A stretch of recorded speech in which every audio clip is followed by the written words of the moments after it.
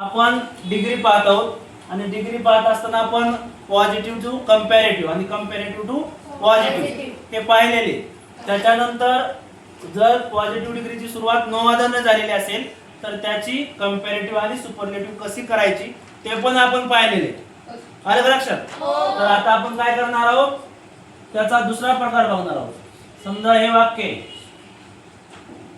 Very few kings were as great as Akbar. Okay. आता हे दिलेलं वाक्य कोणत्या डिग्रीचं आहे? हा, पॉझिटिव्ह डिग्री. कशावरून? व्हेरी फ्यू आले आणि त्यामध्ये विशेषण आहे. ओके. मग आता याची काय करायची आपल्याला? कंपॅरेटिव्ह. कधी लक्षात ठेवायचं पॉझिटिव्ह आणि कंपॅरेटिव्ह मध्ये सब्जेक्ट जो असतो तो अपोजिट असतो. ओके. मग आता इथं शेवटी काय आले? अकबर. आता इथं वेर आहे पण इथे यस लागल्यामुळे वेर आले. इथं अकबर एकच नेम आहे तर याच्या समोर याच्यानंतर आता विशेषण अकबर वाज याला काय करायचं? ER लावायचं. GREATER. काय लावलं याला? ER. म्हणजेच काय झालं मग हे? ग्रेटर. आता याच्या समोर त्या आता मेनी अदर काय इथे व्हेरी फ्यू आले. जर नो अदर असतं तर एनी अदर असतं. व्हेरी फ्यू आल्यामुळं मेनी अदर. आता राहिलं काय याच्यात सुरुवातीला जे आले ते शेवटी नाम किंवा सर्वनाम. किंग. आलं लक्षात?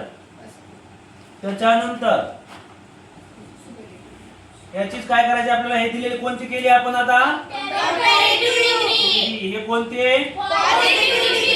आता करायचे आपल्याला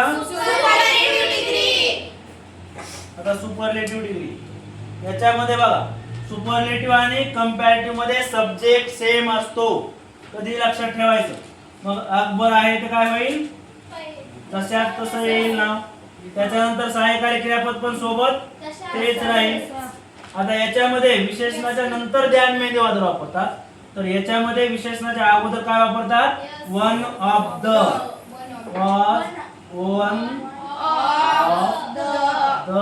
हे कशाच्या बदल्यामध्ये आलं? द्यान मेनी अदर च्या बदल्यामध्ये वन ऑफ द. आता ER काढून काय लावतो आपण विशेषणाला? TEST. म्हणजे इथं काय? ग्रेटेस्ट. राहिलं काय? किंग्स. अशा पद्धतीने आपण पॉझिटिव्ह, कंपॅरेटिव्ह आणि सुपरलेटिव्ह डिग्री मध्ये चेंजेस करायचे. कळालं का? ओके.